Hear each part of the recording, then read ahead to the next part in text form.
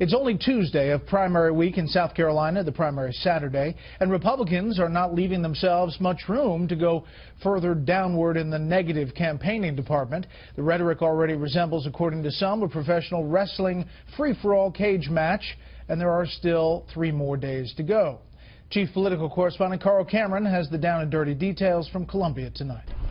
Courting South Carolina's high population of active and retired military, Republican candidates zeroed in on defense policies and one another. Jeb Bush took aim at Donald Trump. He thinks he can use his real estate skills to somehow magically bring to light the weapon systems necessary to keep our warfighters safe, that magically we'll have an army of 490,000. That's not a reality-based statement. Trump, who attended an elite military prep school, insists he's the most, quote, militaristic in the field and will do the military better than anyone. He's pounding Cruz as dishonest and nasty. You know this guy, Ted Cruz, he stands in the I've never seen a human being lie so much. He lies about everything. Cruz went to the USS Yorktown near Charleston to detail and expand his defense and security strategies.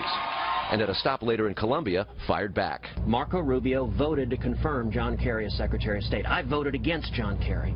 And Donald Trump supported John Kerry. Not only that, he gave money to him and supported him to be president against George W. Bush. Marco Rubio's been hammering Cruz for months for voting against defense authorization bills. Now he says Cruz is routinely violating Ronald Reagan's 11th commandment that Republicans should not wage war against fellow Republicans. It's even worse when you're attacking them with things that aren't true.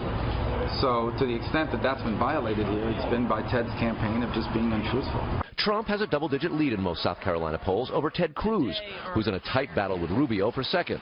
And Jeb Bush is gaining some momentum a day after his brother, the former commander-in-chief, took some clear swipes at Trump. Real strength of purpose, comes from integrity and character.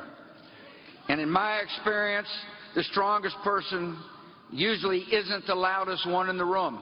Bush noted Trump's assertion, popular with the extreme left, that his brother lied about weapons of mass destruction in Iraq. I thought it was a little strange that a front-running candidate would attack the President of the United States, who did keep us safe.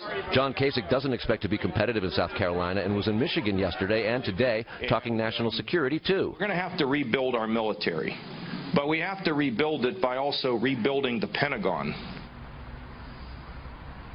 Over the last 5 months, the Republican field has gone from 17 candidates to now just 6. Trump has a big lead in the polls, but his negatives, his unfavorable ratings, are sky high. And the rest of the field recognizes that until a couple more candidates drop out, it'll be very difficult for any one candidate to coalesce the non-Donald Trump vote and actually beat him. Brett?